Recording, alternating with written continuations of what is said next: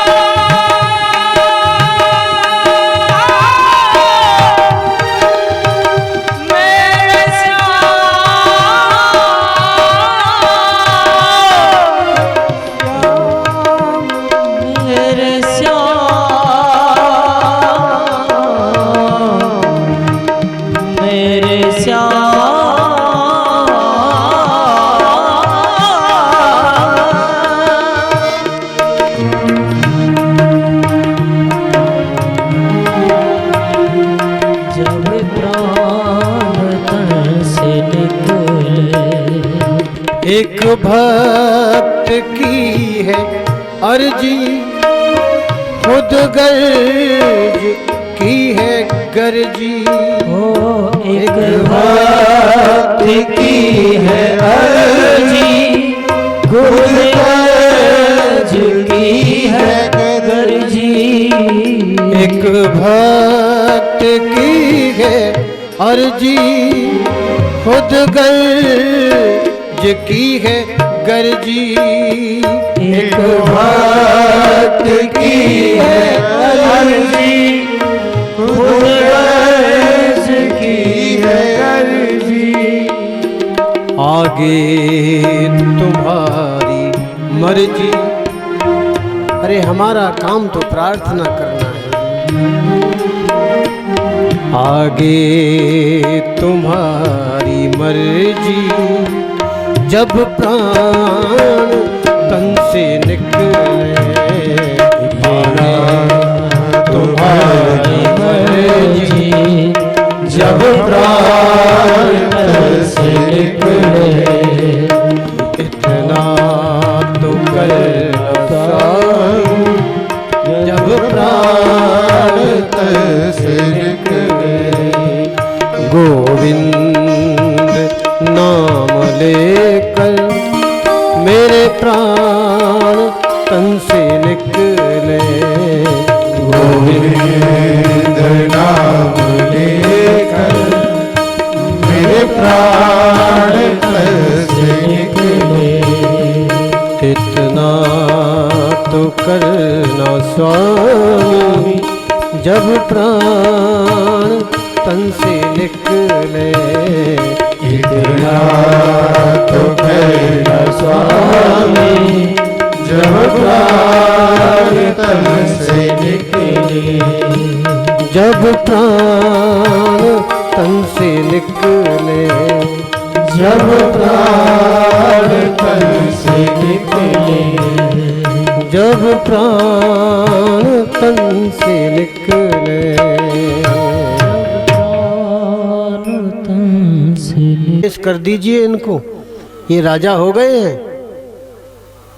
पितामह ने कहा धर्मराज, राजा को सदैव सत्संग करते रहना चाहिए। अपनी आय, अपनी कमाई में से दशांश निकाल करके उसे सत धन कर्म में लगा देना चाहिए। क्योंकि धन की तो जो गति बताई है शास्त्रों ने, महापुरुषों ने, 3 ही गति बताई है धन की। दान, भोग और नाश। दान करो, दान नहीं करते तो भोग करो। दान भी नहीं करोगे, भोग भी नहीं करो तो नाश हो जाएगा। और नाश भी किस प्रकार से होगा? नाश भी 3 प्रकार से होगा। होटल में जाएगा, बोतल में जाएगा और हॉस्पिटल में जाएगा। नाश भी 3 प्रकार से ही होगा। इसलिए धन को सत्कर्म में लगा देना चाहिए। राजा को कभी भी अपनी आंखों के सामने पाप होते हुए नहीं देखना चाहिए। ये शब्द जब कहा है भीष्म पितामह ने, द्रौपदी हंसने लगी। द्रौपदी को हंसी आ गई है, सभी लोग चौंक गए। क्यों? कि भीष्म पितामह अंतिम उपदेश कर रहे हैं महाराज युधिष्ठिर को, और ये राजघराने की कुलवधू है, कोई साधारण स्त्री नहीं है। इतने बड़े राजघराने की कुलवधू है, ये हंसी क्यों? पितामह ने कहा, द्रौपदी मैं तो सिद्धांत की बात कर रहा था, आप हंसी क्यों? द्रौपदी बोली, बाबा आज आप सिद्धांत की बात कर रहे हो अपने उपदेश में। अरे उस दिन क्या हो गया था बाबा आपको? उस समय तो आप राजा थे, जब भरी सभा में दुर्योधन मेरे केस पकड़ करके मुझे खींच रहा था। उस दिन आपका ये उपदेश कहाँ चला गया था? पिता मैंने दोनों हाथ जोड़े हैं द्रौपदी के। बेटी बेटी, आज मैं जो भोग रहा हूं ना, उसी पाप का फल तो भोग रहा हूं।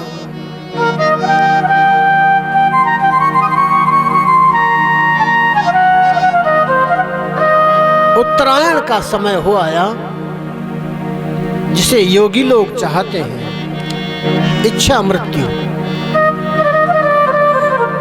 ऐसा लेख है कि जो दक्षिणायन में प्राण त्यागते हैं वो दक्षिण की ओर नरक है, 28 नरकों का वर्णन है जो दक्षिण दिशा में है, वहां जाते हैं। और उत्तरायण में जो प्राण त्यागते हैं वो उत्तर में जाते हैं, उत्तर में देवताओं का वास है। तो मृत्यु को अपने अधीन रखने वाले जो योगी लोग होते हैं वो उत्तरायण में अपने प्राणों को त्यागते हैं। पितामह के श्री अंग में से एक ज्योति निकली, एक प्रकाश निकला, और सबके देखते देखते वो प्रकाश भगवान श्री कृष्ण के अंग में जाकर के विलीन हो गया। सायुज्य मुक्ति भीष्म पितामह को प्राप्त हुई। पांडव रोने लगे। भगवान ने समझाया, ये तो भीतरागी संत थे, इनके लिए क्यों रो रहे हैं? अंतिम संस्कार किया, सब लोग हस्तिनापुर लौट करके आए।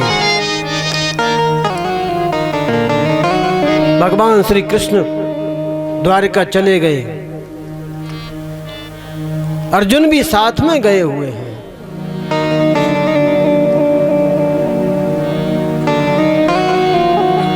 उत्तरा के गर्भ से एक पुत्र का जन्म हुआ।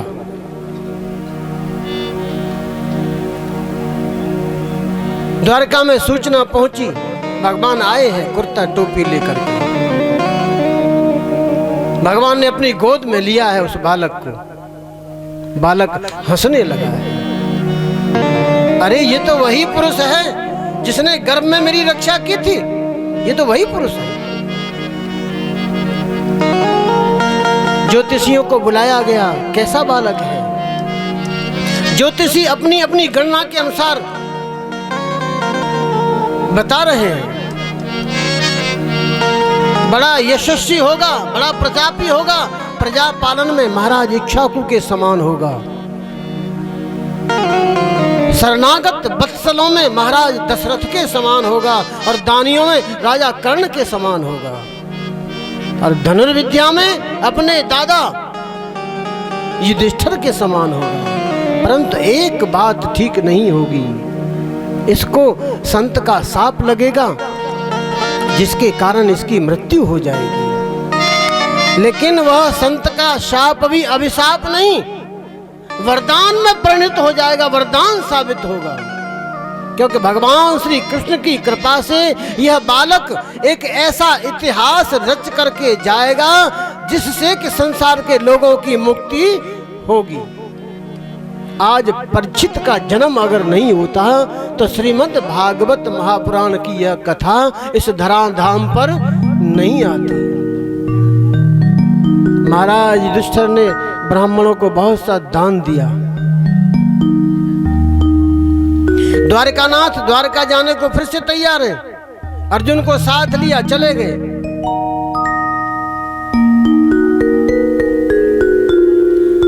सूत जी ने कहा, सौनक जी अब मैं आपको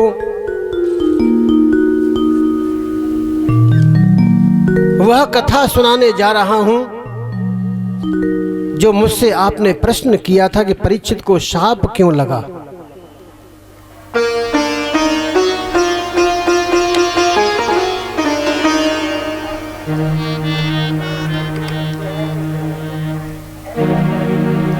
एक दिन की बात है,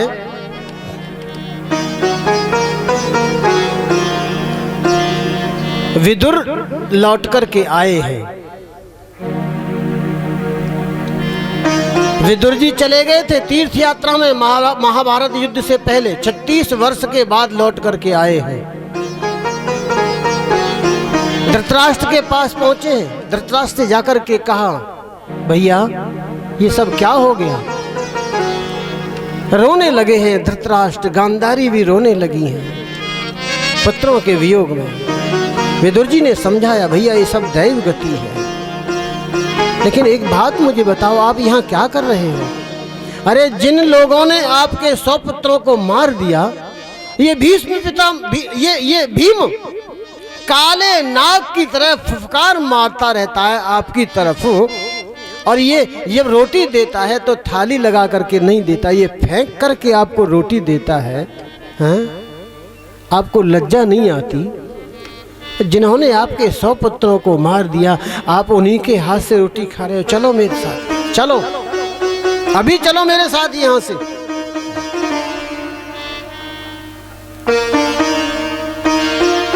ले गए, सप्त सरोवर में जाकर के बिठा दिया। ठीक 5वें दिन अग्नि प्रज्वलित हुई, गांधारी भी उस अग्नि में प्रवेश कर गई।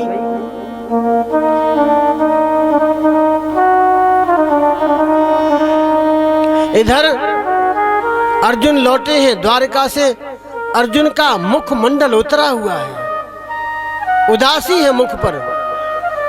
पूछा क्या बात है। अर्जुन ने कहा, भैया कुछ नहीं हुआ और सब कुछ हो गया। आज द्वारकानाथ हमको छोड़ करके चले गए। कुंती ने जब ये सुना कि द्वारकानाथ हमको छोड़ करके चले गए, तो कुंती सुनते ही सुनते चक्कर खा करके नीचे गिरी है, जमीन पर धड़ाम से उनका प्राणांत हो गया।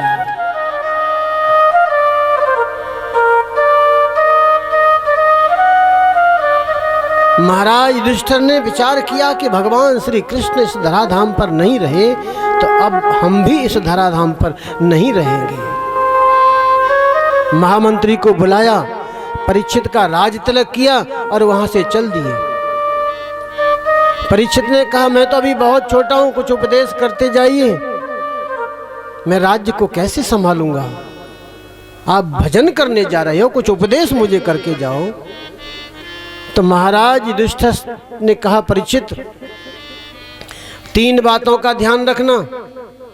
अपनी आंखों के सामने कभी भी पाप होते हुए मत देखना, ये महापाप है। शत्रु अगर शरण में आ जाए तो उसे क्षमा कर देना, ये सबसे बड़ी क्षमा है। द्वार पर आए अतिथि का सत्कार जरूर करना, ये सबसे बड़ा सत्कार है। इन 3 बातों का ध्यान रखना। द्रौपदी को लेकर के 5 भाई गए हिमालय पर और एक एक करके सबके शरीर छूटते चले गए। लेकिन महाराज युधिष्ठिर ये सशरीर स्वर्ग गए हैं, परंतु कुछ क्षण के लिए इनको भी नरक भोगना पड़ा है। क्यों? क्योंकि महाभारत युद्ध में इन्होंने एक झूठ बोला था, एक झूठ इनसे बुलवाया गया था। अस्वस्थामा हतो नरो वा कुंजरोवा, अस्वस्थामा मारा गया, हाथी है या नर है ये नहीं पता, इतना इन्होंने कहा तो था, लेकिन सुनाई केवल इतना दिया था कि अस्वस्थामा मारा गया। इस शब्द के कारण ही गुरु द्रोणाचार्य की मृत्यु हुई थी। श्री सूत जी कहते हैं, सौनक जी, परीक्षित के राज्य में न कोई चोरी करता है, न कोई जुआ खेलता है, न कोई मदिरा पान करता है, सब जगह आनंद ही आनंद होते रहते हैं। परीक्षित का विवाह हुआ इरावती के साथ। इनके 4 पुत्र हुए, बड़े पुत्र का नाम है जन्मेजय। धीरे धीरे परीक्षित 45 वर्ष के हो गए हैं। एक दिन इनके मन में आया कि मेरे राज्य में अनेक ऋषि मुनि तपस्या करते रहते हैं, यज्ञ हवन करते रहते हैं, चल कर के देखूं, हालचाल तो जानूं अपने ऋषि मुनियों का, मेरे राज्य में रहने वाले संतों का। कोषागार में पहुंचे, अनेक सोने के मुकुट रखे हुए थे। जो सबसे सुंदर मुकुट था वह इन्होंने उठाया और पहन लिया। उस मुकुट को पहन करके जंगल में पहुंचे हैं। जाकर के एक दृश्य इन्होंने देखा, एक बैल जिसके 3 पैर कटे हुए, एक पैर से खड़ा हुआ है। एक गाय उस बैल के पास में खड़ी हुई है और वो गाय रो रही है। एक काला पुरुष हाथ में डंडा लिए खड़ा है, उस गाय को पीट रहा है, बैल को पीट रहा है। ये दृश्य जब इन्होंने देखा तो नीचे उतर गए। पृथ्वी माता से, गाय से पूछा कि तुम कौन हो, ये कौन है, ये कौन है? तो गाय ने बताया कि मैं गाय के रूप में पृथ्वी हूँ, ये बैल के रूप में साक्षात धर्म है, और ये काला पुरुष ना, ये कलयुग है। मेरे राज्य में कलयुग का प्रवेश, तलवार निकाली, राजा परीक्षित ने मारने के लिए तैयार हुए हैं, तो कलयुग ने आकर के चरण पकड़ लिए। पितामह की बात याद आई कि शत्रु शरण में आ जाए तो उसे क्षमा कर देना चाहिए। रोक लिया, तलवार को नहीं मारा। तुम मेरे राज्य की सीमा से बाहर निकल जाओ। महाराज, मेरा परिवार बहुत बड़ा है, मैं आपके राज्य की सीमा से बाहर निकल तो जाऊंगा, मेरा परिवार बहुत बड़ा है, मुझे कुछ स्थान रहने को दे दो, मैं आपके राज्य की सीमा से बाहर निकल जाऊंगा। तो राजा परीक्षित ने कहा, ठीक है, जाओ, जहां लोग मदिरा पान करते हैं वहां जाओ, जहां पर हिंसा होती है, मार काट होती है वहां जाओ, जहां लोग परस्त्री गमन करते हैं वहां जाओ, जहां लोग जुआ खेलते हैं, जुआ माने बेईमानी से किसी के धन को छुड़ाना, झूठ बोल करके किसी को धन को छुड़ाना, ये जुआ है। इन 4 स्थान दिए परीक्षित को रहने के लिए। महाराज, मेरा परिवार बहुत बड़ा है, एक स्थान और दे दो ना।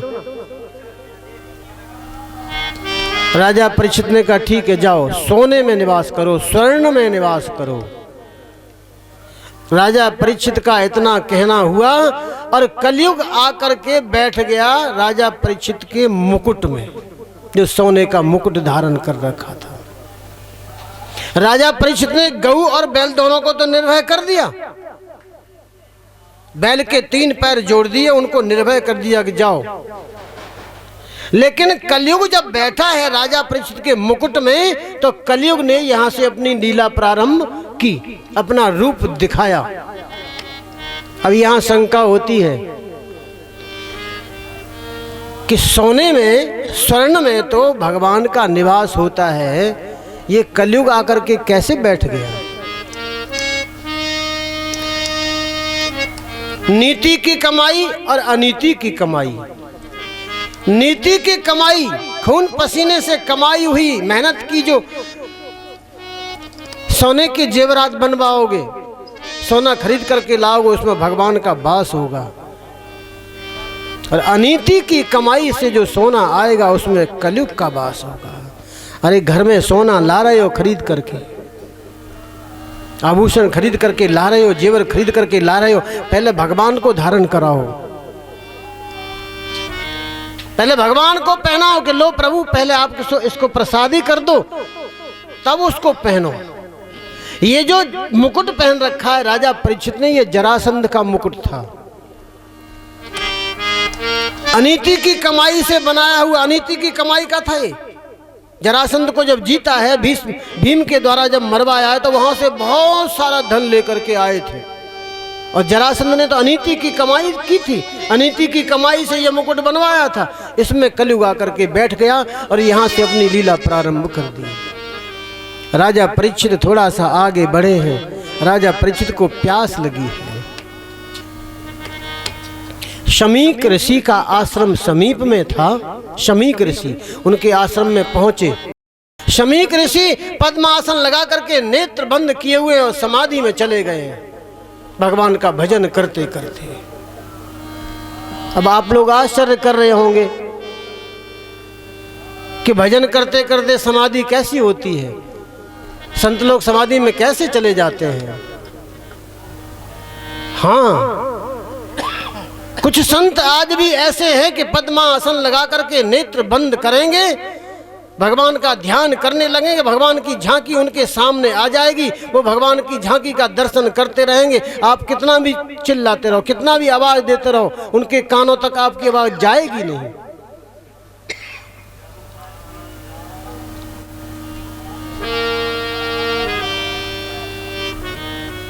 इंद्र, कोई जब तपस्या करता है तो इंद्र भेजता है कामदेव को। कामदेव के साथ में उनकी पत्नी रति भी होती है, अनेक अप्सराएं भी होती हैं ऋषि की तपस्या को भंग करने के लिए। वो अपनी माया जाकर के फैलाते हैं। 3 प्रकार की जो वायु है, शीतल मंद सुगंध हवा चलने लग जाती है, संगीत छिड़ जाता है, घुंघरूओं की आवाज होने लगती है, नृत्य होने लगता है, वाद्य बजने लगते हैं। लेकिन जो ऋषि परिपक्व होते हैं, जो संत परिपक्व होते हैं, जो समाधि में चले गए, उनका कुछ नहीं बिगड़ता, उनकी समाधि भंग नहीं होती है। यहां 2-4 आवाज लगाई राजा परीक्षित ने। अरे मैं यहाँ का राजा हूं, मेरा नाम है परीक्षित, मुझे प्यास लगी है, मुझे पीने के लिए जल दो। क्या कोई आश्रम में है नहीं? मुझे जल दो पीने के लिए। अब राजा परीक्षित जैसा धर्मात्मा ज्ञानवान राजा ये कह रहा है आश्रम में जाकर के, कह रहे यहाँ कोई है नहीं, क्या मुझे कोई जल नहीं पिला सकता? हमारे बाबा के पास कोई पहुंच जाना इस तरह से कहे तो बाबा का सोटा रखा है, 1 2 3 कर देंगे बाबा। तो इस तरह से कोई मांगेगा तो बाबा आप तो जानते हो इनके स्वभाव को। और भजन जब करते हैं तो 3 घंटे भजन होता है, 10 बजे से पहले किसी से कोई बात ही नहीं है। कितनी भी इमरजेंसी हो, 10 बजे से पहले कोई फोन नहीं, 10 बजे के बाद में बात करना। शमीक ऋषि समाधि में हैं और इस प्रकार का आचरण किया जाकर के राजा परीक्षित ने।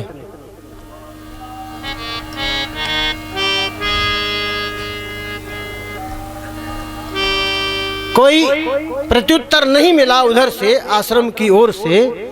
तो राजा परीक्षित ने इधर उधर देखा, झाड़ी में मरा हुआ एक सर्प पड़ा था, उस सर्प को उठा करके डाल दिया शमीक ऋषि के गले में डाल करके उस सर्प को चले आए। इधर कुछ बालक खेलते खेलते शमीक ऋषि के पास आए हैं। किसी बालक ने यह दृश्य देखा। शमीक ऋषि के एक पुत्र है जिनका नाम है श्रृंगी ऋषि। श्रृंगी ऋषि से किसी ने जाकर के कह दिया कि अरे अभी एक राजा आया था, वो आकर के आपके पिताजी के गले में मृत सर्प डाल गया है। श्रृंगी ऋषि पिताजी के पास आए, आकर के देखा, पिताजी की समाधि को भंग नहीं किया, हाथ में जल लिया और ये श्राप दिया कि जिस राजा ने मेरे पिताजी के गले में मृत सर्प डालने का अन्याय किया है, मैं उस राजा को शाप देता हूं कि आज से ठीक 7वें दिन तक्षक सर्प उसे डसेगा, उसकी मृत्यु हो जाएगी।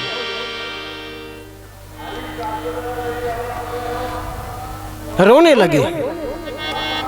सारे के सारे विद्यार्थी वहां जो थे गुरुकुल में विद्या अध्ययन करने वाले, बटुक जितने भी थे, सब रोने लगे। पिताजी की समाधि को भंग किया गया, उन्हें बताया गया। पिताजी ने कहा, अरे श्रृंगी, ये तूने क्या किया? इतना धर्मज्ञ राजा, इतना प्रतापवान राजा, तूने उसे श्राप दे दिया। ये तूने अच्छा नहीं किया, ये तूने बहुत बुरा किया, तू तो बहुत मूर्ख बालक है। एक गौर नामक शिष्य को भेजा है कि जाओ राजा परीक्षित से जाकर के कह दो अपनी मुक्ति का उपाय कर ले। गौर नामक शिष्य गया और उधर राजा परीक्षित अपने महलों में पहुंचे हैं। ये कहां गए भाई?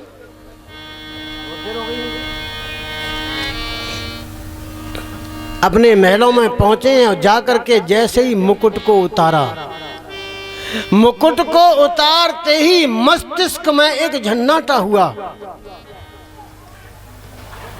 अरे परीक्षित, ये तूने क्या किया?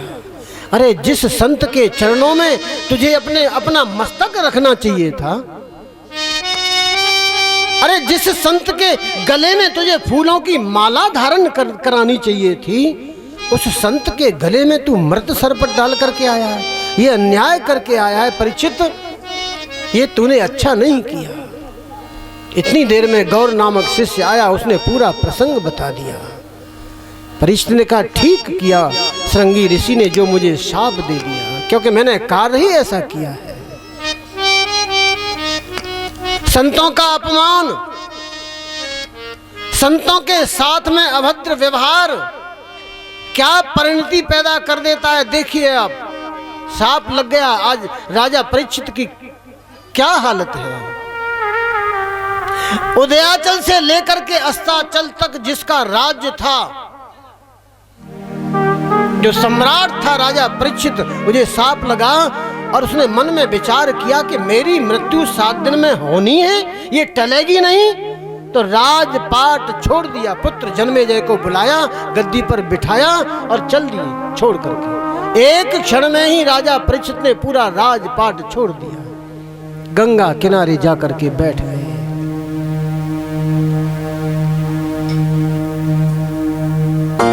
भगवान का ध्यान करने लगे। भगवान का ध्यान कर रहे हैं, मन में भाव उठ रहा है, प्रभु मेरी मृत्यु 7 दिन में होनी है, मैं वो क्या उपाय करूं जिससे मेरा कल्याण हो, जिससे मेरा मोक्ष हो। कोई भरोसा है इस जीवन का?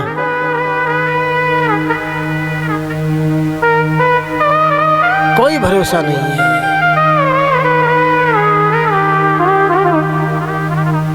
सामान 100 बरस का और पल की खबर नहीं है। व्यवस्था कर रहे हैं 100 साल की और एक पल की पता नहीं कि एक पल में क्या से क्या हो जाए।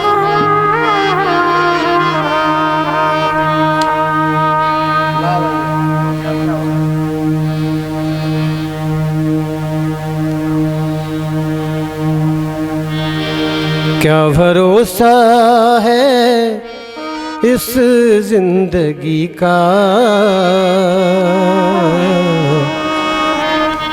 साथ देती नहीं ये किसी का।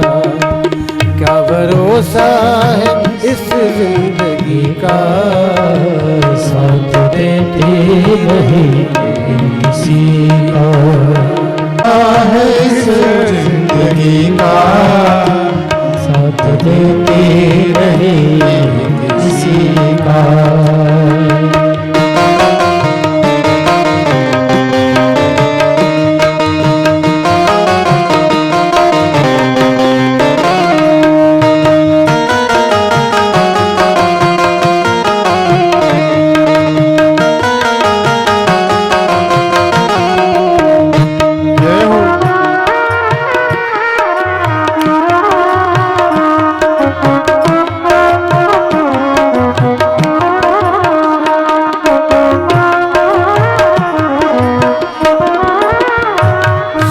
रुक जाएगी चलते चलते, समा बुझ जाएगी जल जलते। सांस रुक जाएगी चलते चलते, समा बुझ जाएगी जलते जलते। सांस रुक जाएगी चलते चलते, समा बुझ जाएगी जलते जलते। श्वास रुक जाएगी चलते चलते, समा बुझ जाएगी जलते जलते। दम निकल जाएगा रोशनी का, दम निकल जाएगा रोशनी का। साथ देती नहीं ये किसी का, साथ देती नहीं किसी का। क्या भरोसा है इस जिंदगी का, साथ देती नहीं ये किसी का।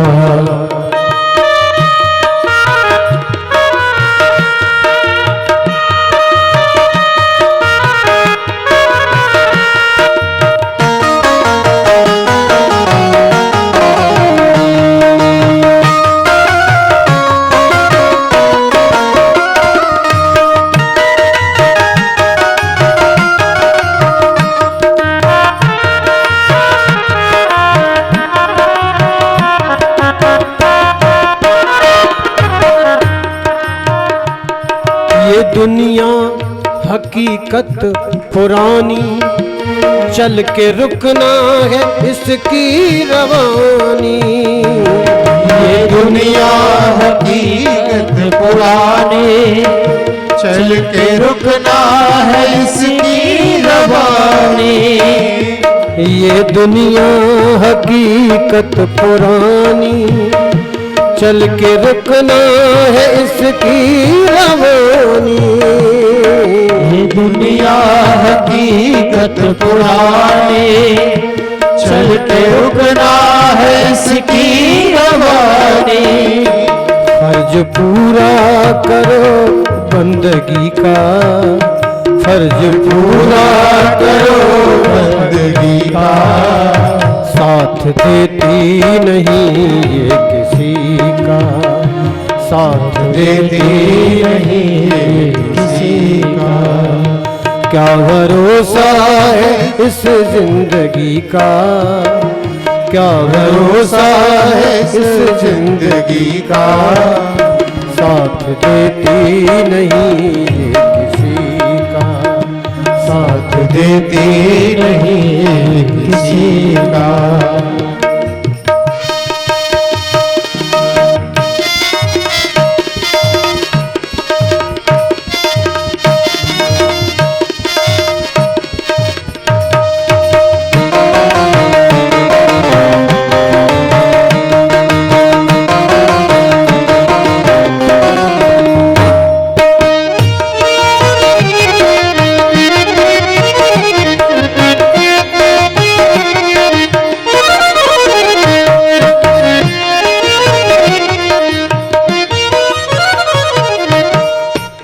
हम रहे ना, हम रहे न रहे, हम रहे ना मोहब्बत रहेगी।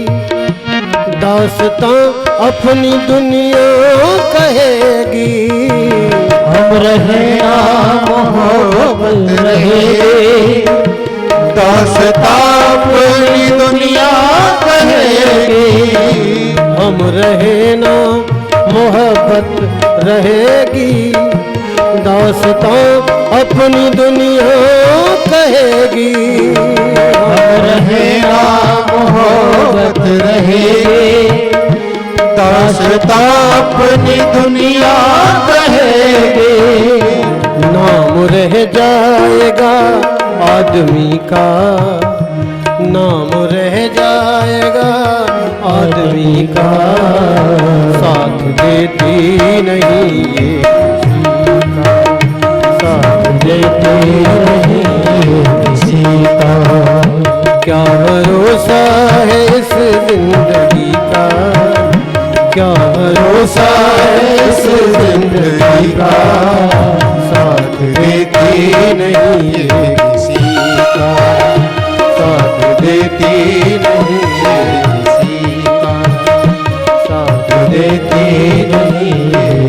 किसी का साथ देती नहीं सीमा। बोलिए नारायण भगवान। इस समय भगवान श्री कृष्ण प्रकट हुए।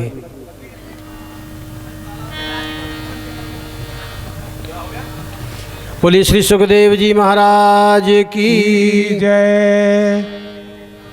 परीक्षित ने सुखदेव जी का पूजन किया।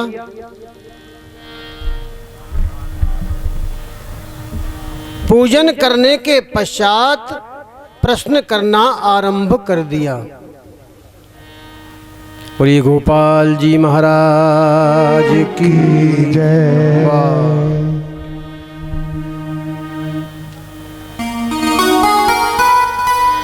क्या दिव्य झांकी है, देखिए हैं गोपाल जी महाराज की। ये बहुत दूर से आए हैं गोपाल जी।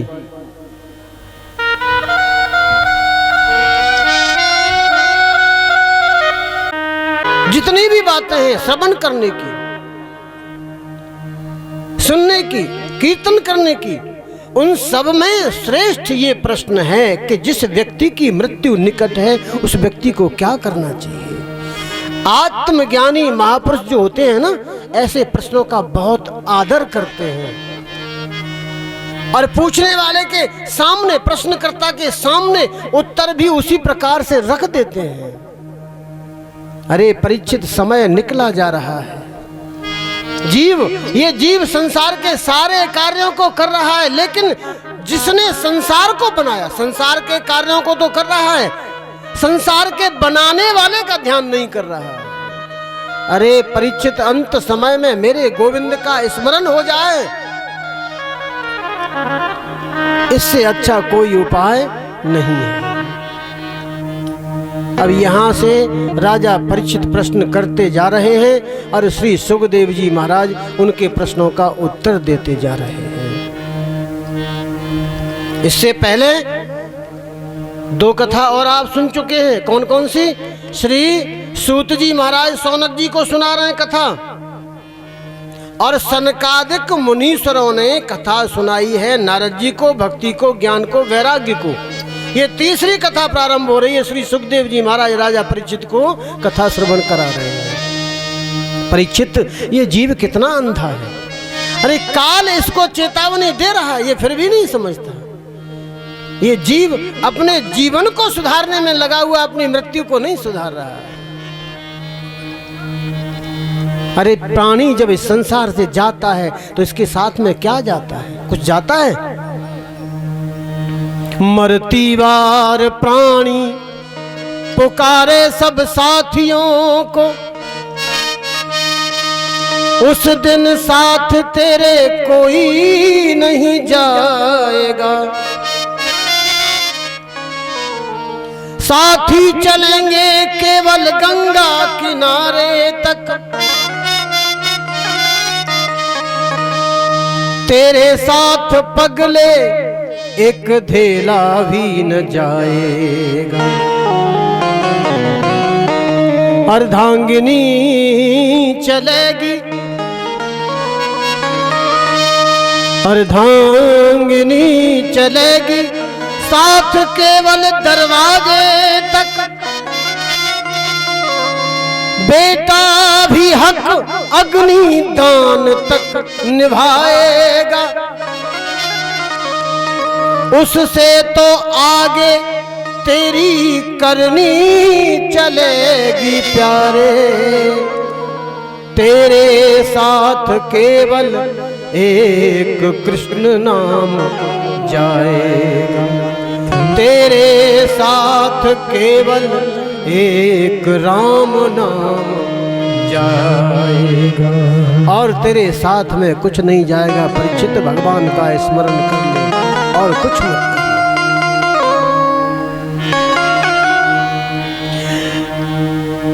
राजा परीक्षित ने पूछा, गुरुदेव ये सृष्टि कैसे पैदा होती है?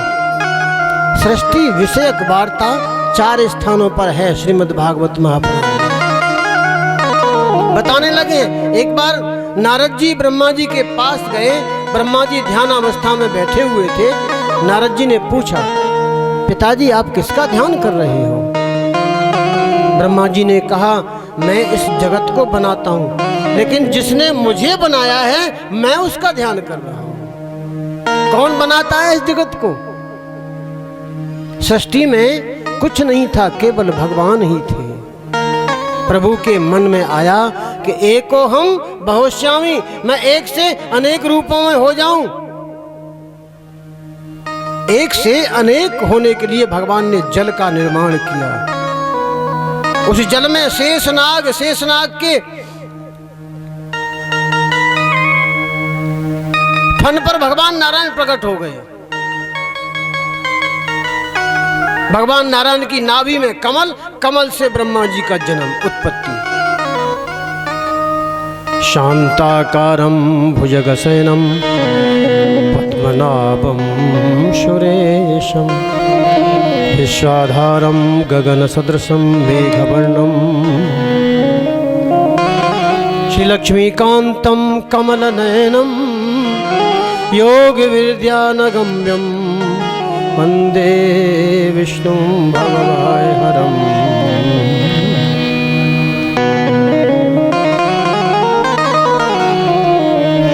बोली नारायण भगवान की जय। भगवान नारायण की नाभि में कमल, कमल से ब्रह्मा जी की उत्पत्ति। ब्रह्मा जी ने चारों ओर देखा, कुछ दिखाई नहीं दिया। जो नाल थी ना कमल की डंडी, उसमें प्रवेश कर गए। हजारों बस बीत गए, ऊपर नीचे कुछ दिखाई नहीं दिया। बैठ गए ध्यान करने के लिए। जब ध्यान किया तो दो शब्द सुनाई दिए, त और प।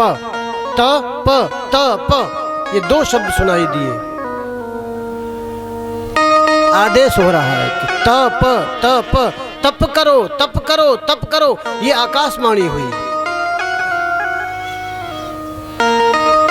तपस्या हमारे जीवन का एक अंग है, हमारा संग है तपस्या। पृथ्वी पर जितने भी मानव आए हैं, सबका कर्तव्य है कि सबको तपस्या करनी चाहिए। क्यों? सृष्टि बनाने वाले, इसको चलाने वाले, इसका संहार करने वाले तीन देवता हैं, ब्रह्मा विष्णु महेश। और ये तीनों ही देवता तप करते हैं, तप के अनुसार ही यह सृष्टि को चला पाते हैं। गोस्वामी तुलसीदास जी लिख रहे हैं मानस में, तप बल रचई प्रपंच विधाता, तप बल रचई प्रपंच विधाता, तप बल विष्णु सकल जग त्राता, तप बल विष्णु सकल जग त्राता, तप बल शंभु करहि संहारा, तप बल शंभु करहि संहारा, तप बल शेष धरहि महि भारा, तप बल शेष धरहि महि भारा, तप बल रचई प्रपंच विधाता, तप बल रचई प्रपंच विधाता। तपस्या के बल से ब्रह्मा जी इस जगत की रचना करते हैं, और तपस्या के बल से ही भगवान विष्णु इस जगत का पालन करते हैं, और तपस्या के बल से ही भगवान शिव इसका संहार करते हैं, और तपस्या के बल से ही भगवान शेष नारायण इस भूमंडल को अपने फणों पर एक सरसों के दाने के समान रखे हुए हैं, तपस्या के बल से। तपस्या हमारा एक अंग है, हमारा संग है। जो भी मानव तपस्या करते हैं, उनका जीवन बहुत ही सरल तरीके से व्यतीत होता चला जाता है। उनके सामने कोई भी आपत्ति विपत्ति कभी नहीं आती है। जो लोग तपस्या नहीं करते वो आपत्तियों से विपत्तियों से घिरे रहते हैं, उनको कभी शांति नहीं मिलती, सदैव अशांति बनी रहती है।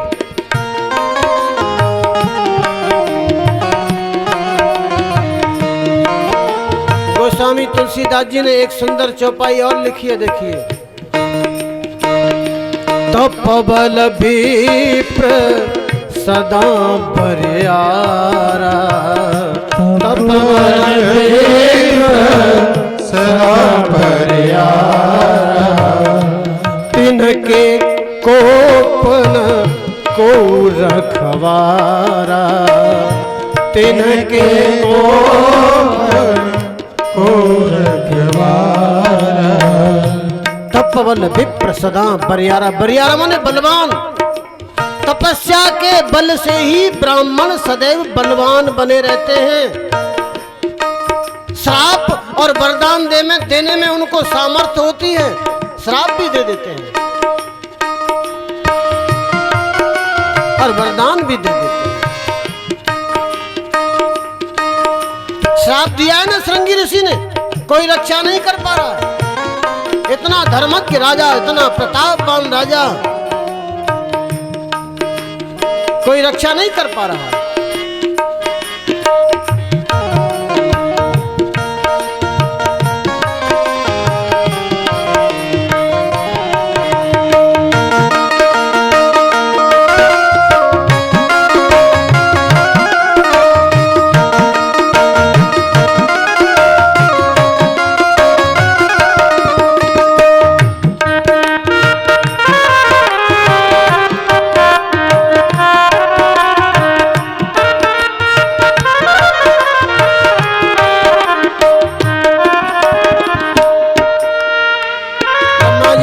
ब्रह्मा जी ने तपस्या की, भगवान प्रकट हुए, ब्रह्मा जी के सिर पर हाथ रख दिया, नाम रख दिया विधाता।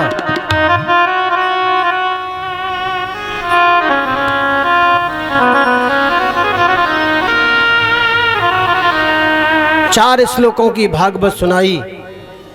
सृष्टि से पूर्व केवल मैं ही मैं था, सृष्टि के समय मैं दिखाई दे रहा हूं, सृष्टि के पश्चात भी केवल मैं ही मैं दिखाई दूंगा।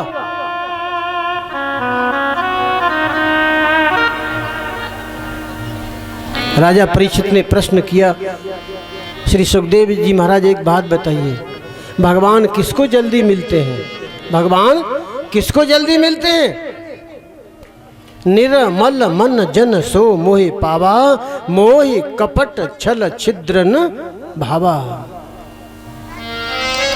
मन क्रम बचन छाण चतुराई, भजत कृपा करी हैं रघुराई। झूठ कपट छल अधर्म पाप लोभ मोह इन सबको त्यागना पड़ेगा।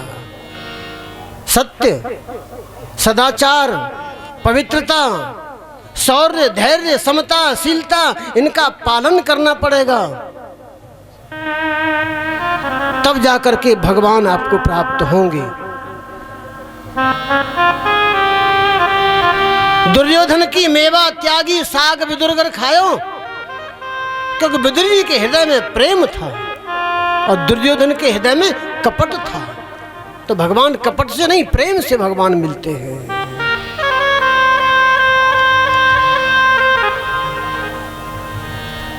राजा परीक्षित ने कहा, गुरुदेव इस प्रसंग को सुनाइए ना। सुनाने लगे। अब ये चौथी कथा प्रारंभ हो रही है यहां से। भगवान इस धराधाम को छोड़ करके गौलोक जाना चाहते हैं। उस समय उनके पास में दो लोग थे, उद्धव और मैत्रेय। भगवान के नेत्रों में आंसू हैं। उद्धव जी की ओर देखा और कहा, उद्धव मुझे काका विदुर की बहुत याद आ रही है। अंत समय में भगवान कह रहे हैं कि मुझे काका विदुर की बहुत याद आ रही है। उनसे जाकर के कहना, उद्धव उनसे जाकर के कहना कि अंत समय में जाते समय में तुम्हें भगवान ने बहुत याद किया था। उद्धव और मैत्रेय जी दोनों ने भगवान को प्रणाम किया, वहां से चले आए। मैत्रेय जी हरिद्वार चले गए, उद्धव जी उत्तराखंड चले गए। दोनों ही लोग तीर्थ में गए। आप लोग भी इस समय श्री धाम वृंदावन में विराजमान है, ये भी तीर्थ है। तीर्थ में कभी भी जाओ तो कुछ बातें हैं, उनका ध्यान रखो। तीर्थ में जाने पर कभी भी भूल कर भी, अनजाने में भी कोई पाप नहीं हो जाए, शरीर के द्वारा या वाणी के द्वारा, भूल कर भी। इसका विशेष ध्यान रखा जाए। क्यों? क्योंकि अन्य स्थाने त्रितप पापम तीर्थ स्थाने विनश्यते। हम तीर्थ से बाहर रहते हैं, जाने में अनजाने में जो हमसे पाप हो जाते हैं, तीर्थ में आकर के हम तीर्थ का सेवन करते हैं तो उन हमारे पापों का नाश हो जाता है। और हम अगर तीर्थ में पाप करते हैं तो तीर्थ स्थाने त्रितप पापम, तो क्या होता है? वज्रलेपो, इंद्र के वज्र की तरह वो कठोर हो जाता है, वो उसका विनाश नहीं होता, उसका पाप तो भोगना ही पड़ता है, उसका फल तो भोगना ही पड़ता है। इसलिए कभी भी तीर्थ में जाओ तो कोई भूल न हो जाए, इसका विशेष ध्यान रखा जाए। उद्धव जी विदुर जी को ढूंढते ढूंढते आए हैं वृंदावन, यमुना किनारे। उधर से काका विदुर ने देखा कि उद्धव जी आ रहे हैं, उधर से विदुर जी ने देखा कि उद्धव जी आ रहे हैं। दोनों ओर से दोनों लोग दौड़े हैं, दोनों भक्त दौड़े हैं और एक दूसरे ने आकर के अपने अंक पास में भुजाओं में भर लिया। भुजाओं में भर करके दोनों लिपट गए और दोनों ओर से दोनों भक्त रो रहे हैं, अश्रुधारा बह रही है दोनों भक्तों के नेत्रों से।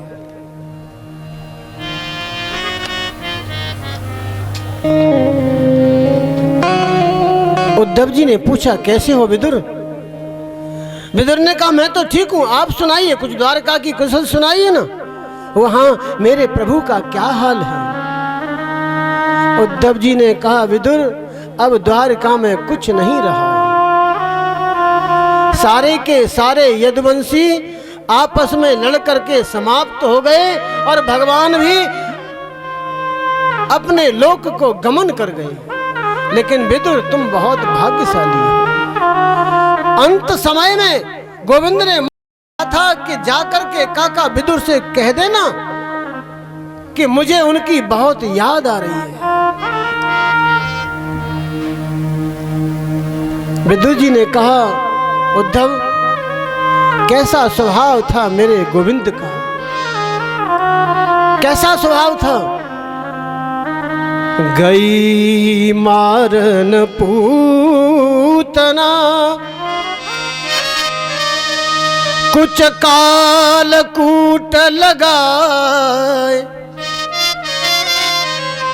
मातु की गति दईता है कृपालु जादव राय। कैसे कृपालु है कि जो पूतना अपने स्तनों से कालकूट नामक विष लगा करके आई थी, उस पूतना को मां की गति दे दी। और जिस मां ने अपने स्तनों से दूध पिलाया था, उस मां को कौन सी गति दी होगी। ऐसा स्वभाव है मेरे गोविंद का। उद्धव जी, कोई थोड़ा सा बढ़ जाता है ना, अपने किसी कार्य क्षेत्र में थोड़ी सी कोई तरक्की कर ले जाता ना, तो उसका ये मस्तिष्क, उसका दिमाग 7वें आसमान पर चढ़ जाता है। वो अपने सामने किसी को कुछ नहीं समझता, न किसी बुजुर्ग का सम्मान, न किसी संत का सम्मान, न माता पिता का सम्मान। अभिमान हो जाता है, थोड़ा सा भी बढ़ जाता है तो। ये गोविंद जगत नियंता,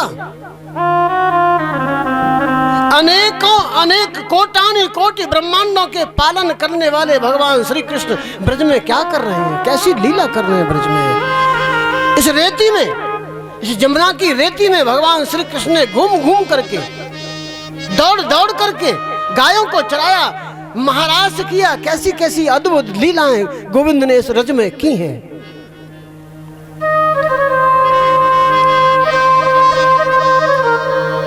शेष गणेश सुरेश दिनेश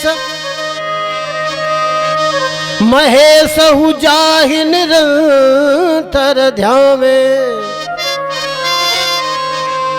जाहि अनादि अनंत अखंड अभेद अछेद सुबेद बतावे। नारद से सुख व्यास रटे पछहारे तऊ पुन पार न पावे ताहि अहीर की छोहरिया छछिया भर छाछ पे नाच नचा। शंकर से मुनि जाहिर टे चतुरानन चारों ही आनन गाम में भगवान शिव जिनका ध्यान करते रहते हैं, ब्रह्मा जी चारों मुखों से जिनका गुणगान करते रहते हैं। जो ही अनेकन आवत है मत मूढ़ महारस खान कहा। जा पर देवी और देव निहारत भारत प्राण न देर लगावे ताहे अहीर की छोहरिया छछिया भर छाछ पे नाच नचा। कैसी अद्भुत लीला करने, थोड़ी सी खट्टी छाछ के लिए गोपियों के पीछे भाग रहे हैं। गोपियां कहती थोड़ा नाच करके दिखाओ ना तब ये छाछ मिलेगी हैं? और नाचते हैं उस छाछ के लिए, नाचते हैं गोपियों के पीछे फिरते हैं।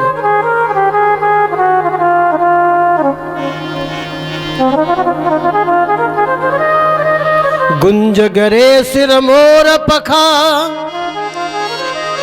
और चाल गयंद की मो मन भावे सांवरो नंद किशोर हमारो ब्रजमंडल को ब्रजराज कहा।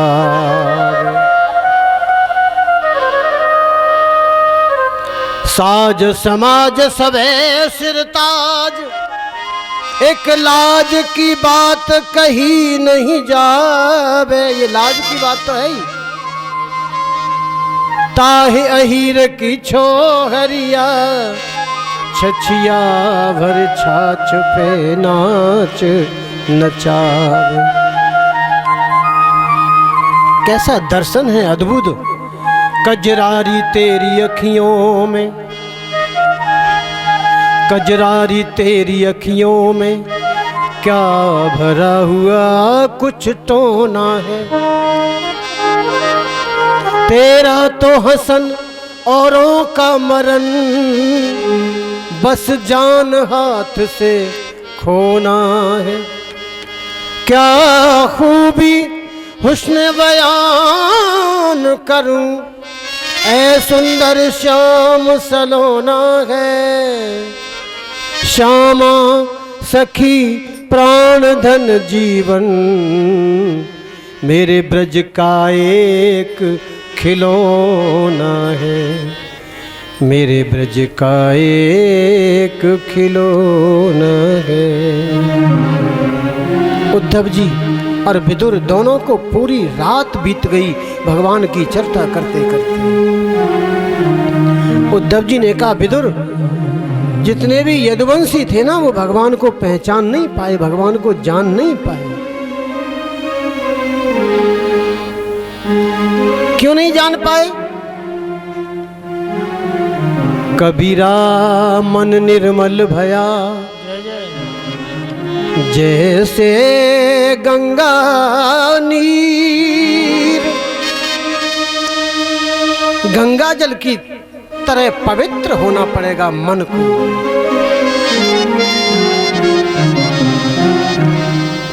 कबीरा मन निर्मल भया जैसे गंगा नीर। तेरे पीछे पीछे हरि फिरे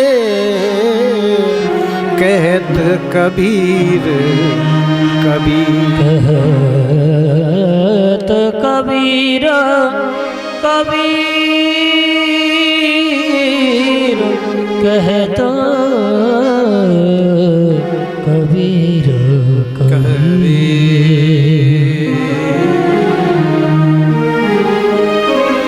सुखाय कर्माणि करोति लोकौ न तैह सुखम वान्यतु पारमं वा विन्देत भूयस्तत एव दुःखम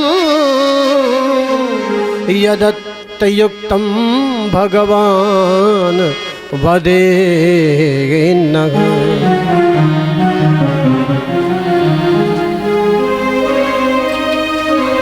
संसार में सब लोग सुख के लिए कर्म करते हैं, सुख के लिए करते हैं ना, परंतु उन्हें सुख मिलता नहीं,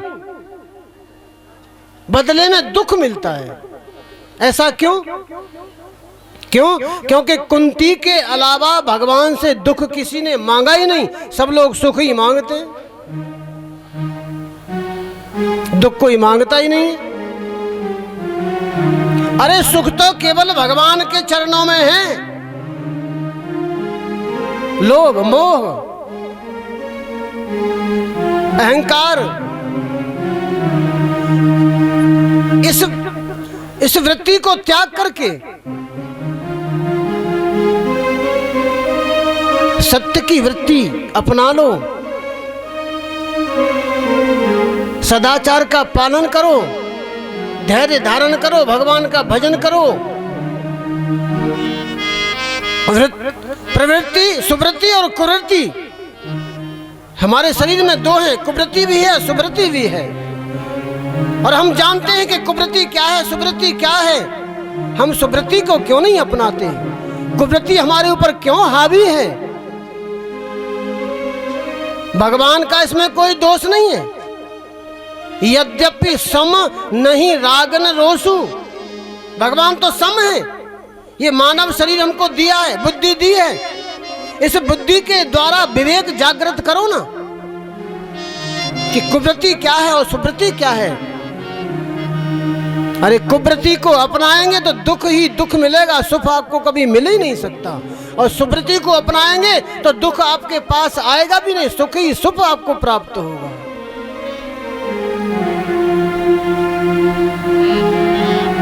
उद्धव जी कह रहे हैं कि आप तो साक्षात धर्मराज हो, मैं तुम्हें क्या समझा सकता हूं। सृष्टि विषयक वार्ता एक बार फिर यहां प्रारंभ हो रही है। भगवान ने सब तत्वों को इकट्ठा किया, एक अंड की रचना की, एक से अनेक होने के लिए भगवान उसमें बहुत दिन तक पड़े रहे। अंत में भगवान ने उसमें प्रवेश किया जिसका नाम हो गया ब्रह्मांड।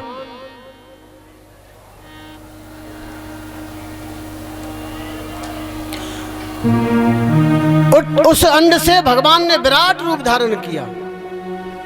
भगवान की नाभि में कमल, कमल से ब्रह्मा जी को उत्पन्न किया। ब्रह्मा जी के 4 मुख हो गए। ब्रह्मा जी ने सनकादिक चार पुत्र उत्पन्न किए। उनसे कहा सृष्टि करो, उन्होंने कहा नहीं, हम तो तपस्या करेंगे, हम सृष्टि नहीं करेंगे। चारों भाई तपस्या करने के लिए चले गए। पुनः मानसी सृष्टि की।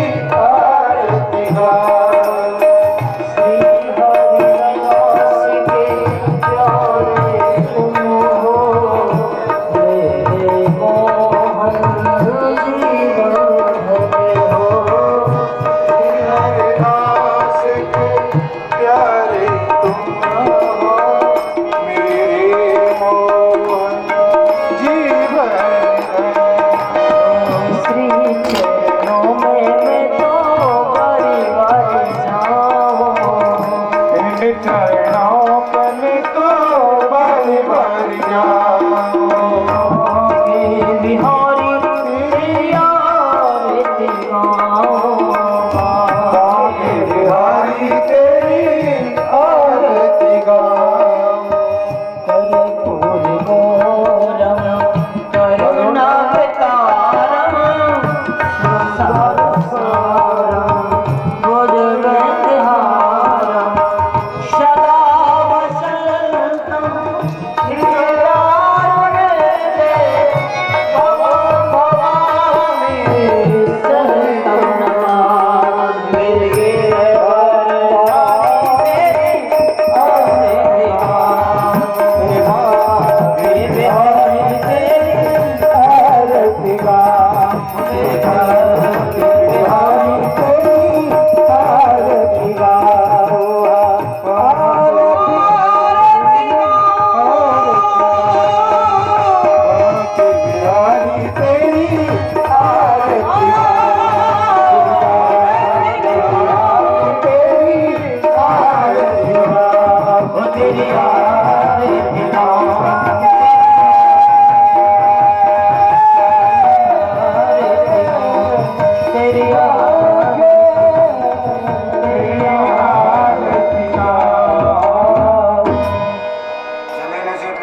पुष्पै देवादिवन्मात्मारोग्याय देवन्